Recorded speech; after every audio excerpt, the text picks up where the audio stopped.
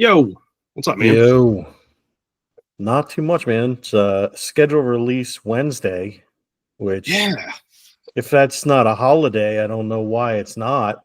yeah, no kidding, right? So we're doing a Steve Jeltz here. We haven't done one in such a long time, but we have a lot of sports news and kind of a fun topic we want to talk about today. But no, you're exactly right. Schedule release Wednesday. I like that should be a holiday. Dude, everything should be a holiday. Well, listen, I mean, you know what? I don't know if you heard this or not, but it's been a while since we've done a Jeltz, and I don't think we've covered this, but the Eagles won the Super Bowl. Did they? Yeah, yeah. They kind of laid a whooping on the Chiefs, You know, and if I'm feeling down, I just pull up screenshots of things I see, like 27-0, 34-6. Just things that make just me watch smile. that Cooper DeJean interception return for a touchdown, the pick six off of Patty Mahomes. It was a beautiful thing. It was crazy. I was actually kind of reminiscing about the playoff run, and really looking back on it, the team that gave them the most problems is the friggin' Packers. Yeah, The Packers, and then it was the Packers gave them trouble, and then the Rams almost took the game, but we had a big defensive stand at the end of the game, and Jalen Carter came up huge, knocking the ball out, and then we steamrolled the Commanders. Yeah, I don't even know what which to me, I think that was more telling than it should have been leading into the Super Bowl with the Chiefs, only for the sheer fact that Washington, I don't want to go out and say that we're decimated, but they handled Detroit pretty good. And truth be told, I honestly thought that Detroit was going to walk in to the Super Bowl out of the NFC. I really did. What a strong team. And of course they had kind of some late mishaps and some injuries that certainly didn't help. But you want to talk about an offense that's firing on all cylinders. My goodness. That team was ready, and Washington just took them out. I mean, and then the Eagles just absolutely destroyed Washington. Yeah. That was just almost comical to watch at a point, especially with Superman kept trying to jump over the line. So somebody sent me a meme, and it was the lineup, and then Ralph Wiggum as the brick going over the line. Frankie Louvu, I think that name's always gonna stick with Philly faithful. Yeah, I think so. But no, so won the Super Bowl, and then before we get into the draft and the schedule, you had a lot of loss. We had some retirements and then a lot of free agency. So we have a lot of movement going on here. And look, let's not kid ourselves here. The Eagles weren't going to be able to pay these guys. There is a cap. It just wasn't going to work for everybody. Saquon got paid. You have some guys that Zach Bond got paid. That they brought back for certain, or at least extended, and you had a lot of guys walk to make money elsewhere. So I hate to see him leave, but at the same point, that's kind of the NFL for you. So yeah, and we've got the good thing is wherever we really lost people, we were fortunate to have players that can step up and take their spot. The only place the one transaction that was really weird that stuck out to both of us, I think I can say that without stepping on your toes, is trading CJ Gardner-Johnson. But there's something else to that, because you don't get, he's been on 5 teams in the past 3 years or something, like something ridiculous like that. Like something's going on there. Yeah, the guy doesn't let the grass grow under his feet. He's a known loudmouth. I mean, he just a heck of a player. I mean, I'm not gonna ever be dismissive of his talents on the field, and certainly he's helped us out in more than one way over the course of his time with the Eagles. But it is what it is. I mean, but like you said, there's a lot of depth that they're able to pull from. I think Howie pulled an absolutely genius draft last year. Now, if you really look at it, like you said, Cooper DeJean, man, talk about that. But dude, him and Q, I'm telling you. oh, ridiculous. So there was just a killer draft last year, and you know, we walk into last month and we have the 2025 draft, and you know, the Eagles are drafting last. So you know, that's what happens when you win the big game. And we got some good talent. We actually traded up one pick with the Chiefs and grabbed Jahad Campbell out of Alabama, linebacker. He's more of a linebacker / edge, but I think he's going to be real good. Their first 3 picks that they picked, it was a round 1 was Jahad Campbell, round 2 was Andrew Makuba from Texas. He's a safety and is a big hitter. His biggest issue is probably going to be turning the motor down a little bit so that he's not overrunning tackles and stuff. Mm-hmm. But he plays similar to CJ Gardner-Johnson. And then the guy with the best nickname in the draft in the 4th round with pick 111, Ty Robinson, defensive tackle from Nebraska, also known as the Vanilla Gorilla. Which is an awesome nickname, man. Yeah. But yeah, and then you get into round 5 and round 6. They had 7 different picks they had, so it was a lot of just late rounders that they grabbed. And I was going through and looking at some of the analytics at some of these guys, and you and I were going back and forth on draft day and looking at some things with these guys, and it was typical. Like on paper, these are Eagles. These are Howie's type of guys where there's a lot of untapped potential. There's a lot of raw talent.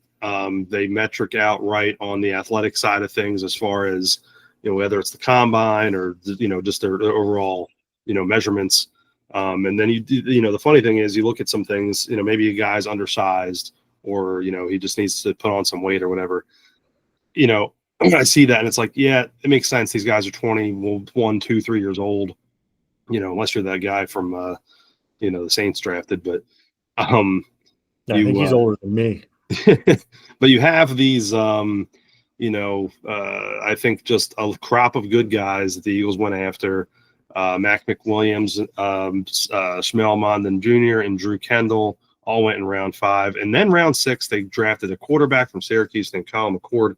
I was actually curious to see what you thought where McCord would fit now with, obviously Jalen's up top. You ain't touching him. But now you've got DTR, Dorian Thompson-Robinson, is basically your, I guess slotted in backup with Tanner McKee. I don't know where we go from here, but Kyle McCord, where does he fit in all this?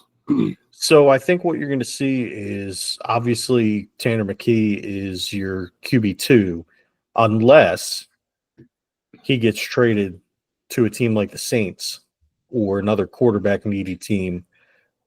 But I think the Eagles would have to have their doors blown off in order to, they'd really have to be knocked off their feet in order to trade him. Because, we saw last year when Kenny Pickett had to come in and then Kenny Pickett got hurt and Tanner McKee had to play. So, your backup quarterback is a very important position, and I don't think that they would leave it to DTR or Kyle McCord. I think what you might see is another route that they take is DTR is kind of the odd man out. I don't think that they would waste a 6th round pick on a quarterback unless they think that maybe they can slide him onto the practice squad. But yeah, you never really draft a guy with the intention of, I'm going to put him on my practice squad. Right. So I would think that DTR is actually probably the odd man out. I would think that, and again, I could be wrong, but I think that maybe he gets traded or cut, or, maybe they try to slide McCord onto the practice squad. But here's a fun fact for you about Kyle McCord. One of 3 quarterbacks out of Syracuse to be drafted ever. Who are the other 2? Donovan McNabb, who the Eagles took, and some other guy that I can't remember. And I don't remember if the Eagles took him or not, but it was like in the 60s or 70s or something like that. Right. Yeah, no, it's interesting. when I first saw the Eagles grabbing DTR off of Cleveland, I thought, well, initially, again, I'm talking like surface level, with kind of putting things together. It's like, well, I guess the guy makes sense as a true backup to Jalen Hurts, knowing similar style, whatever. But I was like, it really doesn't make any sense with Tanner McKee. I thought maybe he'd be the guy. And then when Kyle McCord was drafted, it's like, that's why I was just wondered, like, obviously McCord has to have some kind of future. Otherwise, like you said, they just want to just randomly pick him. So it's either McKee goes or DTR goes. I don't know which way they're going to look at it, but that's kind of my take. McCord ends up as your 3, and then it's just a toss up for your backup spot at this point, depending upon what happens here in the offseason. Maybe they're waiting on, how, into the summer and preseason shakes out. I don't know, Yeah, it could go, we still got a long way to go. You never know what happens with injuries and everything. So it's kind of a toss up at this point. But I think obviously, you've got Hurts as your 1, McKee is 2, and then the third position is up for, I guess it's going to be one of our training camp battles, and we'll see what happens. We'll see how that goes, and we're going to do a deep dive into the schedule, but we're just going to kind of gloss over it real quick. We're not going to talk about who we think, these victories are going to be. We'll do that in its own episode. We do that every year, and I think we had some fun with that one. But the schedule was released today, and then we knew already coming into it prior to today that week 1, Thursday night football. The night that the Eagles are hosting the Flag at the Link in front of Dak and them boys. Brings my heart so much joy to know that they're going to have to stand on the field and stare while we're raising a banner. Or that, actually they may not be on the field during it, but their fans are going to have to watch. And that brings me so much joy. It just makes me happy. They play Dallas again week 12, obviously in Dallas. But week 2 is a Super Bowl rematch. And then in Kansas City. Yeah, in Kansas City. And then you get into this, it's crazy.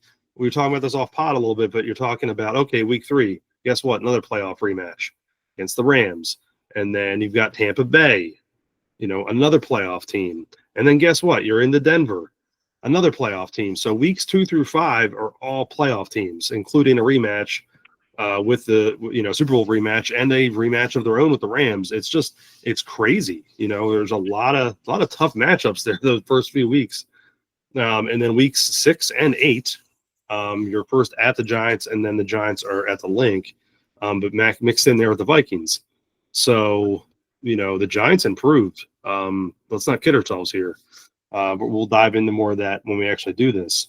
But then bye week, and then you've got another playoff team playing the Packers, another playoff rematch there. And then week 11 playing the Lions. And then you get into 13 and 14. Look, I don't want to say that it is what it is, but you're playing the Bears, you're playing the Chargers, playing the Raiders, and you finish up rough, 16 and 18 Commanders, and week 17 against the Bills. It's just a rough schedule. Right. It is. And the traveling is what gets me too.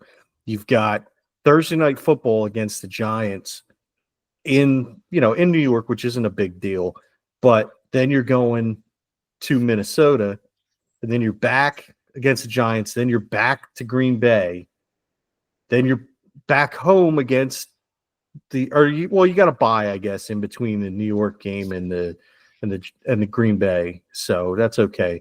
But then you play at Lambeau on Monday Night Football, short week. You come back, get Sunday Night Football against the Lions in Philly, and then you go to Dallas, and then you go to Chicago, or then you're home against Chicago, then you go to San Diego, and then you're home against Vegas before you travel to Washington and to Buffalo. Yeah. So they don't have consecutive home games at all this season. No, it's rough, and it's just like I said, there's a lot of playoff teams in there from last year. This is a tough schedule. Look, this is what happens when you win the Super Bowl. Need to be put to the test. This is gonna be a tough one, but we'll dive into that its own episode. We're gonna kind of wait a little bit on it, wait into the summer, just kind of see how things shake out. Maybe DTR is gone, and maybe the Eagles make another trade. Maybe they re-up somebody. Who knows? We don't know what's going to happen. Maybe they sign Justin Simmons. Who knows? There's a lot to be said. So we'll whenever things kind of shake out here, maybe before the preseason hits or right when it's in getting kicked off, we'll do our rundown of how we think things are going to shake out this season. But all right, we're going to switch gears here to baseball. I had a really interesting idea that this was several days before the big news broke that the ineligible players for Major League Baseball were no longer ineligible. Basically, ineligibility stopped at death. So we'll talk about Pete Rose and Shoeless, Joe Jackson, some of these other guys. But prior to all that being mentioned, I was watching a guy who goes by the name of Junk Quack Sal. Just as a card ripper, he just opens up packs and typically opens up junk wax. I mean, that's how the guy gets his name. He opens up packs from when we were kids, and he's going through players and a lot of just commons, whoever. But he gets to Harold Baines, who I know Harold Baines is in the Hall of Fame, and just kind of casually tosses him to the side. I've never seen this guy do that before with any card. If he pulls out like a Ryan Sandberg or Barry Bonds or Ken Griffey Jr. or whatever, he always put it in like a little stand. But in a lot of the comments, he just lays down. But Harold Baines, he just kind of casually tossed aside, and I was like, what in the world? So I was like, wow, the hate against Harold Baines. And so then I looked up and started reading why this guy was kind of dismissive. And it's like, well, Harold Baines, to him, at least best I can tell, and a lot of other people, does not actually belong in the Hall of Fame. So then I was like, okay, this is interesting. So then it made me think, okay, then who does deserve to be in and who doesn't? So I don't know what, before we get into the Pete Rose and Shoeless Joe and all those types of things, I mean, what do you think about this whole concept of who's in, who's out, and what's up? I mean, look, if you're gonna throw names at me and say Harold Baines, off top of my head, he would not have struck me as a Hall of Famer. I would not have thought, knowing what I know about Harold Baines in his career, I just wouldn't have thought it. But there are players that and you did a really good list here. Like players like Don Mattingly are not in, but Harold Baines is. Yeah. Really? And here's the funny thing. So Harold Baines, 6-time All-Star, played for 21 years, something like that. Career 289 hitter, 384 home runs, 1,600 plus RBI. Not bad. I mean, but he played for a long time. Now, Don Mattingly did not play for as long. Mattingly was a career 300 hitter, 307, had 222 home runs, and had just shy of 1,100 RBI. Now, the crazy thing, though, with Don Mattingly is that if you look at WAR, which, I think we've talked about this on and off this pod before, as far as the wins above replacement metric, Mattingly played for about 13 years. His WAR was actually higher than Harold Baines, who played for 8 more years.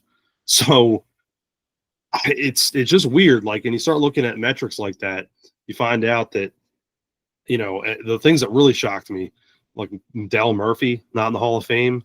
I mean, come on. Right. The one that really threw me, and this one I think about quite a bit, Lou Whitaker. Right. And it's so strange to me because you just assume that he is because, him and Alan Trammell, Lou was the second baseman. Trammell's the shortstop for the Tigers for a long time. Trammell's in the Hall, and they both had numbers that were so similar, played a similar amount of time. How is one in the Hall and one's not? And I can't think of one without thinking of the other. Yeah. They're one of those duos, and we're not Tigers fans by any means. by any stretch of the imagination. And I never have been. But growing up, when we grew up, when you thought of the Tigers, you thought Alan Trammell, you thought Lou Whitaker.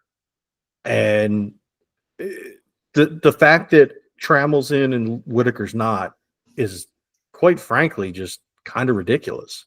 So Trammell was a 285 career hitter, 185 home runs. Whitaker, 276, 244 home runs, similar amount of RBI. Lou was a rookie of the year, won a World Series ring, 5-time All-Star, 3-time Gold Glove, 4-time Silver Slugger. To me, it's like you just rattle off some of the things that he did. Trammell, 3-time Silver Slugger, 4-time Gold Glove, 6-time All-Star, World Series champion. Who does that sound like? Lou Whitaker. Exactly. But one's in the Hall, one's not. It's bizarre. And so I'm going to run through a couple more players here, and then I want to circle right back around to Harold Baines, who got this kicked off. But Kenny Lofton, this one really threw me because Lofton, if you look at the WAR metric, has the same career WAR as Carlton Fisk, Pee Wee Reese, and Edgar Martinez, who are all in the Hall of Fame. And then talk about a couple three pitchers here: Brett Saberhagen, Oral Hershiser. This was kind of a stretch, Kevin Brown, but if you look at the WAR list, he's in between Ryan Sandberg and Ernie Banks. I don't know any self-respecting Cubs fan that wouldn't tell you that Ernie Banks, Mr. Cub himself, and Ryan Sandberg are not two of the greatest baseball players that ever walked this planet. They're both in the Hall, and Kevin Brown on the WAR list slots right in between them, not in the Hall. And some of the other advanced metric things, like ERA plus, Kevin Brown's like a top, I don't remember what it was. It was ridiculous, top 30 of all time. It was crazy, not in the Hall. And then finally, I think you put down Julio Franco, which, dude, you want to talk about like somebody that had a heck of a career for over a long time, and where he sits, he's guess what? He's above our boy Harold Baines, WAR-wise, and Harold's in the Hall and Julio's not.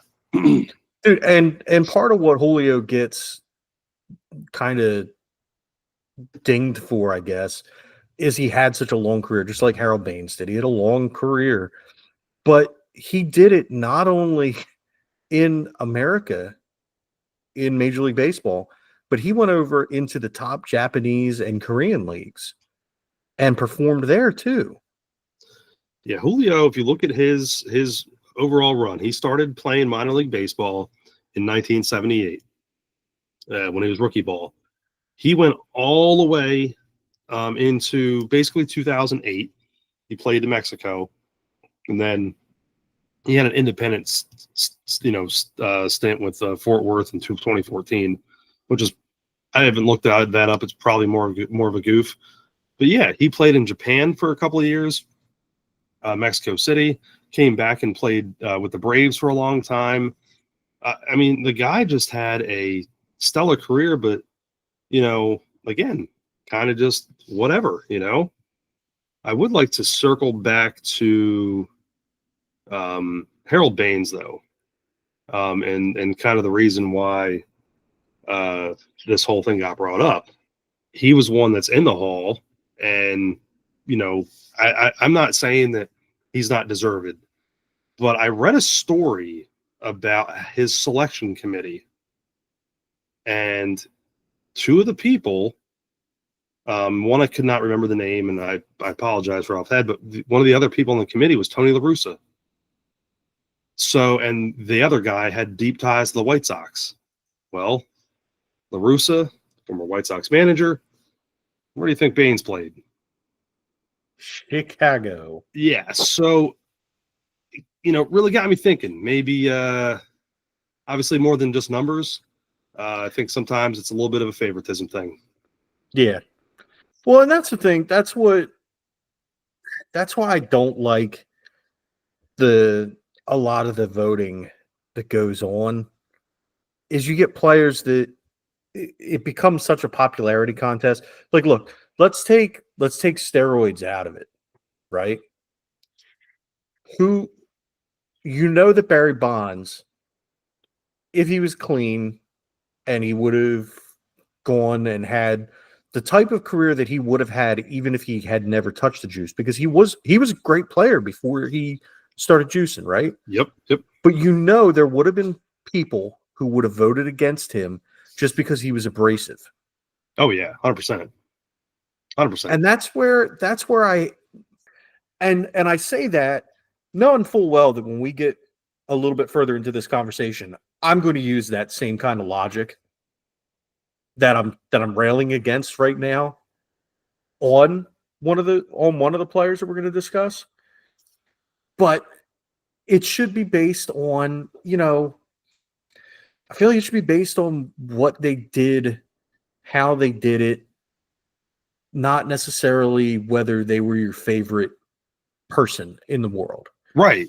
No, I think, part of it's character, right? And we'll get into that with, other players here.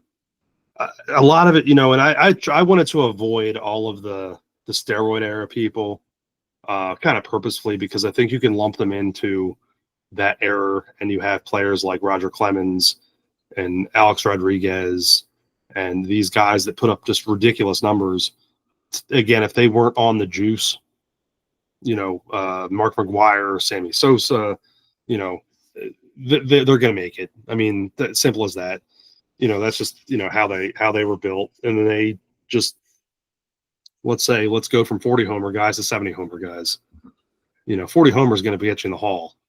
Right. I mean, but anyhow, it's a weird one. But some other players that kind of, to me, fit the bill of, I don't know the backstory, and I haven't really dug in, but Bill Mazeroski, who, I mean, quite honestly, I think to many is just known for one major moment in baseball. He's in the hall. Lee Smith, who I always thought, man, Lee Smith's got way better numbers than this, and really overall, historically, yeah, probably a great closer for his era, but not amazing. I mean, he certainly wasn't Mariano Rivera or Trevor Hoffman or Dennis Eckersley. He was just a solid closer. Don't know that he deserves to be in the hall, much like Bruce Sutter. I don't think he does either. And the other name other few people I was thinking about is kind of like, well, he had counterparts, Dennis Eckersley, and another guy that's not in the hall, Dan Quisenberry, who I think he only played for 11 years or so. Not in the hall, but the numbers are just astronomically high for who he is. Fantastic pitcher, but not in the hall. And that's one that I'm going to admit I didn't do a whole hell of a lot of homework on this one because look, as baseball fans in the 80s and 90s, I feel like we had a pretty good idea of who needed to be in and who wasn't going to be in. And I had just assumed that Dan Quisenberry was in. No, and it's crazy. So again, and I say this, so 276 ERA, 244 career saves. He pitched just over 1,000 innings. He was 3-time All-Star, 5-time Rolaids relief winner. So he only played for 11 seasons though. So had a short window there, which is a lot, very likely as to why he was. I'm certain he was on ballots. But his career WAR is almost identical to Lee Smith. It's just a bit lower. And Lee Smith played for a lot longer. 7-time All-Star, 3 times Rolaids relief pitcher, but Lee Smith had almost 500 saves, which doubled Quisenberry. But again, what they both brought to the table, if you look at advanced metrics, similar pitchers, it's crazy. It really is. There's a lot of players that I think slip through the cracks, and I'm not sitting there going to act like, oh, well, Pete Incaviglia is a Hall of Famer. I'm not going to sit there and tell you that. I'm just looking at things like, some of the metrics and where some of these people are. The Harold Baines thing to me is really interesting, just because you have, players like a Kenny Lofton or a Don Mattingly or a Lou Whitaker, which that to me is the biggest travesty of all those players. I don't know. I guess the guy's out of chances, though. I don't know. Well, let me ask you this. So Ozzie Smith, we grew up watching him, seeing the flips, the back flips and everything. And we know that he was a great defender. Mhm. and he absolutely earned the nickname the Wizard of Oz for his defense. He was fantastic. A little bit light hitting, but what do you think when you compare somebody like him to a player who, and I know there's going to be some bias in here because it's one of our guys, but Mhm. I would think if Ozzie Smith is in the Hall of Fame, Jimmy Rollins should be in the Hall of Fame. You know, Jimmy Rollins should be on the Hall of Fame based on his own numbers comparative with other people that are already in. Ozzie's like a whole nother level. His defense is what made him special. You know, and that's what I think puts him head and shoulders above darn near anyone else. Again, light hitting for certain. J. Roll's defense was nowhere near Ozzie Smith, but and J. Roll had a little bit of a hot head at times, but the guy had a bat. He could hit, he could run. You know, he was to me, he's a Hall of Famer. I mean, that's without a doubt. You know, I don't know that he makes it in. If any of those crop of Phillies, you know, to me, Cole Hamels probably stands out more than anyone else to make it. As much as I want to see Rollins and Howard, and you know, believe me, I want those guys in. You know, they both deserve it. But and heck, Utley. I mean, come on, you had all those Hall of Famers just in the infield, but you know they're Wall of Famers, but I don't know that they'll make the Hall of Fame just based Right. off No, I of agree. kind of where they sat and where they stand, whatever.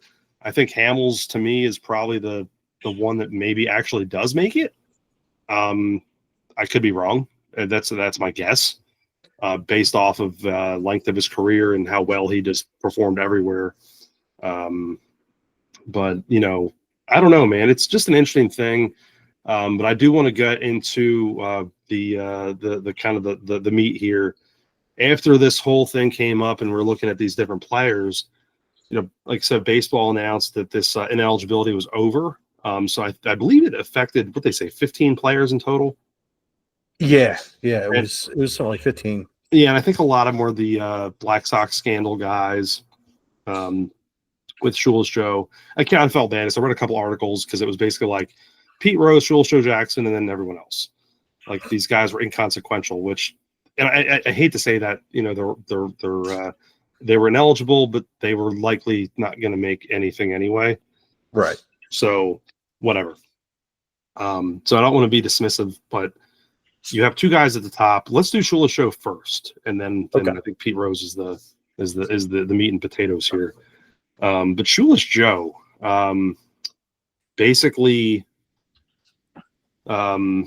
you know, it was marked ineligible because of you know, basically it came out that he was part of a gambling scandal in 1919 to throw that World Series. So you're talking about something that was 106 years ago that they that you know that they were you know, getting him off the ineligibility list. Shoeless Joe, just by the numbers, career 356 hitter. Not known for home runs. Of course, that era was different. Had 54 home runs. But his WAR, if you look at that way, is more than enough to get in the Hall of Fame. It's 62. But gets a lifetime ban. You know, there's movies made about the guy, and I'd say movies. There's all-time classic movies made about the guy. I always felt that he deserved to be in. The one thing I read, which I thought was super interesting about him, was that in the World Series, where it was said that he was paid to throw it, he hit 375. Yeah. I mean, and that's not something that's not the batting average of someone who's getting paid to throw it. Yeah, and that was eight. It was a game eight in a eight games out of a 9-game series. He hit 375. So I put the guy in, for God's sakes. I mean, the man's been long dead. He was banned, like I said, 106 years ago. It's time to you know, long past time to get Shoeless Joe into the Hall, and I say he, to me, he's an easy in. I don't know. What do you think? I have to agree. I mean, look, I'm going to be honest. I don't know a whole lot about the Black Sox scandal aside from like a brief overview of it, because it's just something that, I've never seen the movies because I'm a bad baseball fan. Um, but it's something where, yeah, dude, it's long over. It was what it was. It's a black spot on his career, no pun intended. But it's not as it's not like he was out some awful person off the field, you know. No, it was just he got wrapped up in a gambling scandal. I actually just saw this, pulled up his profile real quick. I don't know if you're aware of this. You know where he died? Where? He died in Greenville, South Carolina. Really? You know where he's buried? Greenville, South Carolina. Huh. So About an hour away from here. So yeah, so there you go. Take a road trip and go see Shoeless Joe's grave. Yeah, I'll go pour one out for him. Yeah. No, I think it's long past time. No, definitely do yourself a favor at some point, man. Check out Field of Dreams and 8 Men Out, and there's some classic films there that involve him. But all right, cherry on the subject though. Pete Rose. I'm gonna let you go on this one because I'm curious what your thoughts are, Pete. Dude, and this is where again I'm gonna contradict myself, because we're talking about the Hall of Fame, and the Hall of Fame, it's the Baseball Hall of Fame. It's not the Hall of Fame of nice people or great people. And so based on the stats, Pete Rose is a shoo-in. There's no question. But I just have a lot of problems putting people who have sexual assault allegations against them in the Hall of Fame. I have a lot of trouble celebrating them. Now that he's dead and he doesn't really stand to make any money off of it, I'm kind of up in the air. But let me read you this little excerpt. This is from the Inquirer. All right. And so in 2017, a reporter asked him about sexual assault allegations and whether his presence at the ballpark sends a negative message to women. And he said, "Sorry about that. It was 55 years ago, babe." And then he was asked again by another reporter how it may affect fans and women view him when he was made available to the media. He said, "I'm going to tell you this one more time. I'm here for the Philly fans. I'm here for my teammates, okay? I'm here for the Philly organization. And who cares what happened 50 years ago? You weren't even born, so you shouldn't be talking about it because you weren't born. If you don't know a damn thing about it, don't talk about it." So to me, he comes off a certain way speaking like that about it. There's plenty of things that happened before we were born that are important and that we talk about because we know about it. And we don't just ignore things that happened before we were born because that would be stupid. Right. So there's just, I don't know, man. I have a problem with the way that he handled himself, the way that he handled allegations, the way that, the fact that he tried to, he had sex with underage girls, man. I don't know how else to put it. I was trying that's what I was looking at too. That was the allegations. Of course, he made the statement saying, "I didn't know they were underage," and he lost jobs doing that too.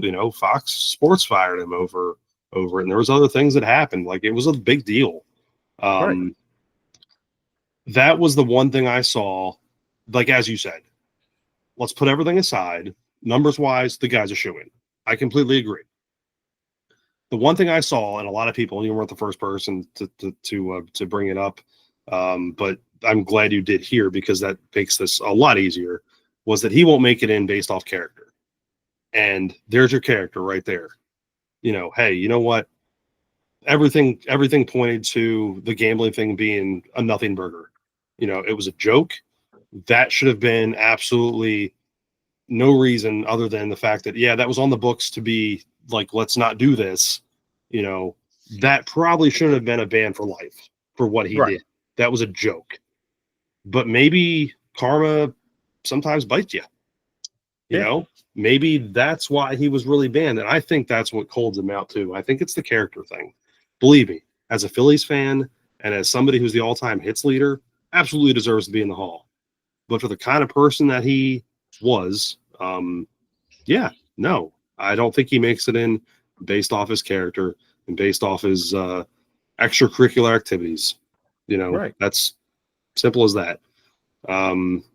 You know, and unfortunately, as we said, the rest of the people that were marked eligible for the Hall of Fame didn't merit Hall of Fame careers. I don't know one name off the top of my head, which is a sad thing, really, because it's kind of a disservice to those people that, you know, whether they were tied up in the Black Sox scandal or whatever it was that got them banned. You know, I don't know what it does. Hopefully there's someone in the family that can make a little money now. I don't know, you know, but I don't know. I'm hoping that we see Shoeless Joe get a chance to get in. I really want to see that. Yeah, I think he will. I think Shoeless Joe's a shoe in. Yeah. But I really have trouble, and honestly, I believe that Pete Rose will get in. Yeah. Yeah. I don't think it happens like anytime soon. Yeah. It's not going to be an immediate thing, but I think that there's enough people, at least, and maybe it's just, you know, what I see online, and obviously what's online and what's in real life are two completely different things at times. But the support that I see online for him getting in is overwhelming. It's a very small minority of people who are saying like we are, where like, look, man, your character comes into play at some point. So, you know, it's just interesting. It'll be interesting to see how it all plays out. And you know, wrapping up here, though, I do want to. I got to say, one of my favorite stats of all time, the Shoeless Joe stat, is how many times do you think he struck out in his career? Oh, it's a good question. I don't know. 233. Get out. Where does he stand in relation to Toady Gwynn? So Gwynn all time. Now Gwynn played for a little bit longer, not much longer, but he played for a little bit longer. Gwynn struck out 434 times. Wow. Yeah. So, and Gwynn was not known to strike out. That's No. why I always thought the Shoeless Joe thing was amazing. You know, he played for a few years less, but yeah, no, it's just wild to me. And then the only other person I think that was in that same ilk, and I could be wrong. Let me look real quick here. Just trying to pull up some numbers real quick. My computer wants to cooperate. No, he struck out a lot more than I thought. He just had a high batting average. Ty Cobb still struck. Yeah. It's funny. I say that because you have players now that strike out routinely 200 times in a season. So, Right. Like, I mean, there's players in the Phillies that have probably already struck out 200 times this season. Oh yeah. So, you know, but I don't know, man. It's been fun. We're definitely going to circle and do a full Eagles schedule episode. So we won't leave you high and dry with the Jeltz content. We'll make sure we get that out there. But I don't know. You got any parting words? Fuck Dallas.